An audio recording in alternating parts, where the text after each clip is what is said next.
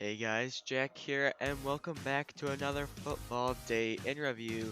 October 18th, 2019 has come to a close, and I have the entire footballing match fixture list of matches that I thought were either pretty cool or were just, of relative importance to maybe you or somebody that you know that's a fan of one of these teams. So yeah, without further ado, let's get started.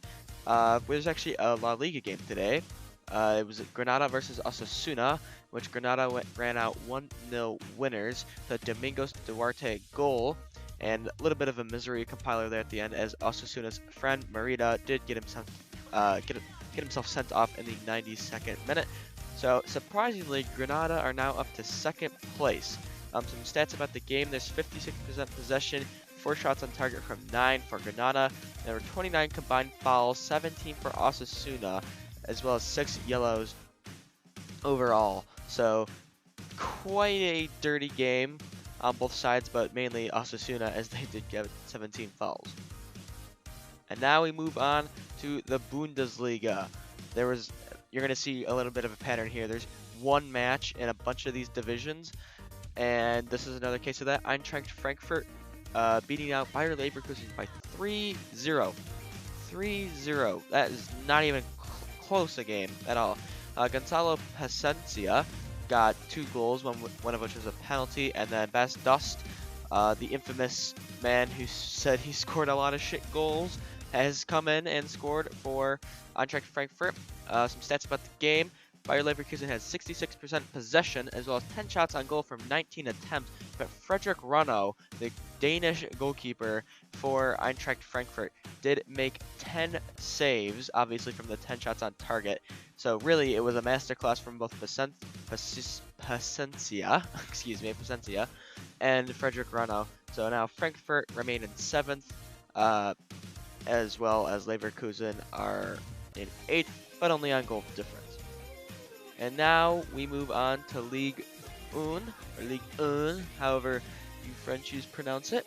It is quite a landslide margin here, as to be expected, with PSG playing OGC Nice, and Nice getting slapped up by PSG 4-1. Goal scorers: double from Angel Di Maria before, what a name this is, Ignatius Ganago, made it 2-1 in the 67th minute, and then it really went bad for Nice. 2-1, they were in the game. Cyprien gets himself sent off. 3 minutes later, Herrera gets himself sent off, and then they were down to 9 men, and 91st minute, misery compiler, Mauro Icardi does in fact score. So 4-1 in the end to PSG. They had 10 shots on target from 24 attempts, also retaining 61% of the possession. They are now just 5 points clear after only 10 games if Nantes do lose this weekend. Nice linger in mid-table in 9th place with only 1 win in their last 6 games, so Nice probably got to get back on form a little bit. With the amount of talent they have in their squad, they just need to maximize that, and I'm sure they'll be back up and running in no time. And now, first match ever in this series where Russian Premier League game. It was Akhmet Grozny, I really hope I said that right, against, I got this one, Lokomotiv Moscow. Everybody knows Lokomotiv Moscow. Infamous Champions League team that never really goes past the group stage and or round of 16. Besides that, Alexander Kolomietsev and Joel Mario got the goals for Lokomotiv Moscow. So there wasn't a lot of statistical analysis available for this game, so I just kind of put some general stats together. Grozny now sitting 14th. Moscow has their 5th win in 6 games, and Moscow sitting 1st, at least until Zenit play. So they are only leading pretty much because of the fact that Zenit haven't played. Zenit also have a better goal difference, so should Zenit win, they'll be going top. Next up is another Mexican Liga BBVA game in which Atlas defeated Puebla FC 1-0. There's actually only one of these games, as there are 2 other games going on right now. Unfortunately, if I were to put those in here, I would have to wait until literally the last second to upload this video, and I don't have the time to wait that long. So Facundo Barcelo did get the only goal in the 85th minute, so it was a pretty even match up until that point, apart from pretty much every other field in possession.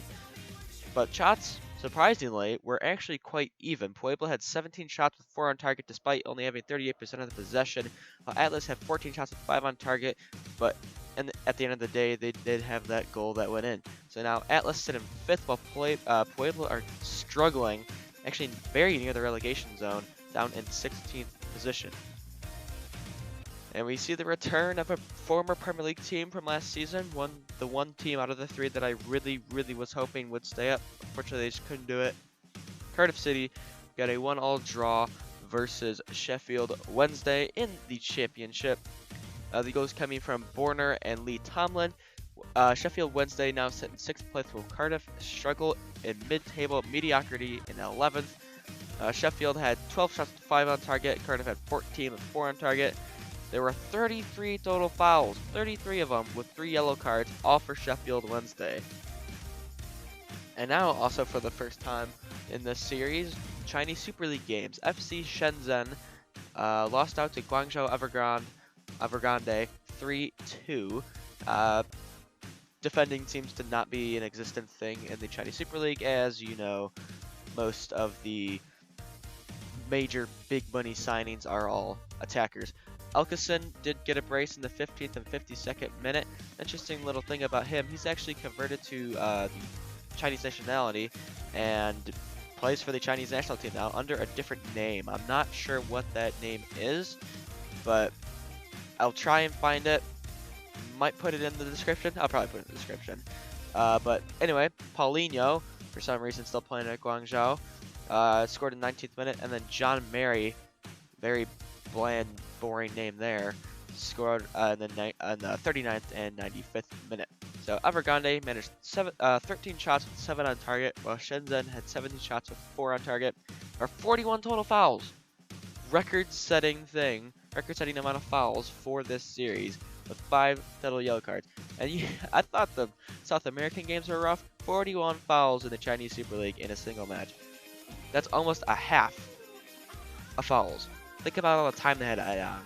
That's ridiculous. Evergrande, first win in 5 games, yet still remain top of the table, so they actually went on a 5-game no-win streak. No losses, some draws. I mean, there was losses in some draws, but like they still remain top of the table, and by at least, I think it's at least 3 points. But the second game in the Chinese Super League, and the last one for today, it was Tianjin Quanjin versus Wuhan Zal. I hope I did okay with those pronunciations. Alan Carvalho, Chenglin Zhang, Zhang Kouassi, and Yang Zhu all got the goals. Quanjin managed 16 shots with 8 on target, so 50% accuracy for them. 35 total fouls, again with the high foul numbers in the Chinese Super League, with 7 total yellows. And Wuhan Zal now up to 6th place, while Tianjin linger near the bottom in 14th. I've never heard of Wuhan Zal before I did this analysis, so good on them, I guess. And now we're back to the pattern of only having one match for a league, and we're also back to Europe as well. Danish Superliga, Aalborg played Odense Boldklub, in which the only goal was a Lucas Anderson goal in the 14th minute to give Aalborg the victory. Aalborg sit in 6th, Odense sit in 5th. Aalborg now have 3 wins, 3 losses in 6 games, and Odense's only their 2nd loss in 6 games, so Odense in pretty good form right now. Obviously only a position ahead of Aalborg though, so with that win, it could be big come the end of the season. And now, the Turkish Super League, Galatasaray versus Sivasspor. Pretty sure this is correct me if I'm wrong, but I think this is a pretty intense rivalry. I mean, if you've ever seen a Turkish game, they're absolutely insane. Like, the passion from the fans is crazy. But Galatasaray did win this game 3-2 in the end, and Donate with a brace, including a penalty. Isaac Kofi got himself sent off, which pretty much sent Sivasspor on a downward spiral. But all was not lost as Aruna Kone put them back in the game in the 69th minute before Ryan Babel, the former Fulham loanee, as well as former Liverpool man, made it 3-1. Excuse me, 3-1. They did not tie. It was 3-1. And then Erdogan Yeselyurt got a little bit of a, technically it was consolation, even though Sivasspor at that point probably were pushing many numbers forward and thought that they could draw the game. Fortunately, just wasn't to be. They could not tie 3-3, which is a result of one of the games you'll see later in this episode. Actually, probably in the next 3 minutes, probably. Galatasaray's first win in 6 games. Sivasspor's first loss in 6 games. Galatasaray now in second. Sivasspor sit third. And another single match division game. It was Royal XL Mouscron versus Club Bruges, in which Bruges ran out 1-0 winners. The only goal was a Hans Vanaken goal in the 40th minute. So Club Bruges sit top 6 points clear after just 10 games. So they look to have some eyes on that title already. Mouscron down in 8th with just 16 points, having actually played 11 games now. And Club Bruges extend their great domestic run. Hopefully they can transform that into the Champions League and maybe be another Ajax like last year. I'm no predictor, but you know what?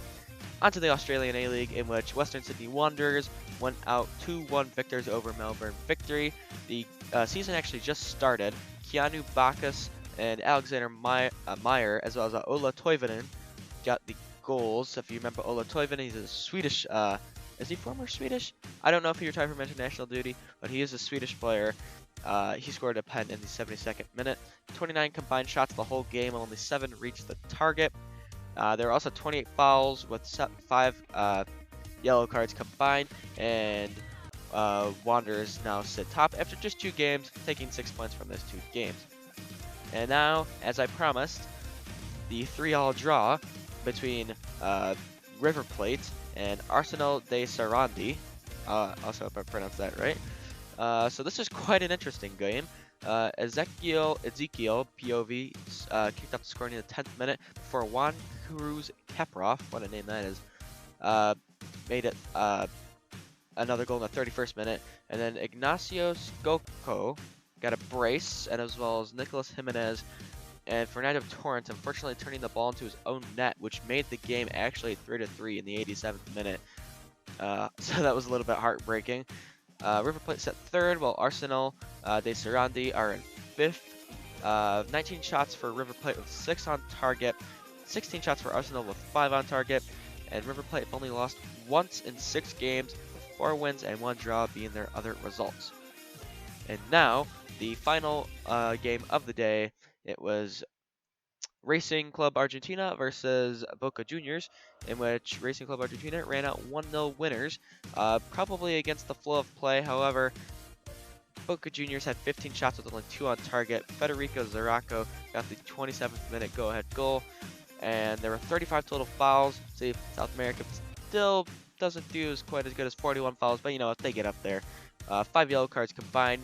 Despite this, Boca maintained 54% of possession, with only 2 shots on target from 15 shots. Is absolutely diabolical. But yeah, guys, that is going to conclude October 18th, 2019, this Football Day in Review. If you guys did enjoy it, make sure you leave a like on it. Yeah, I've been Jack, and I'll see you guys tomorrow for October 19th.